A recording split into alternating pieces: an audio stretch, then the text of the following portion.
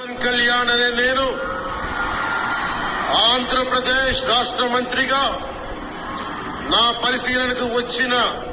లేదా నాకు తెలియవచ్చిన ఏ విషయాన్ని నా కర్తవ్యాలను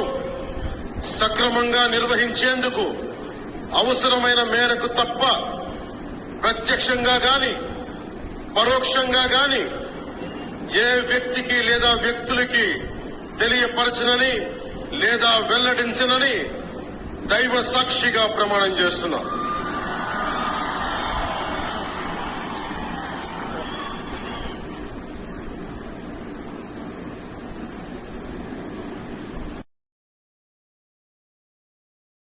కళ్యాణ్ అనే నేను ఆంధ్రప్రదేశ్ రాష్ట్ర మంత్రిగా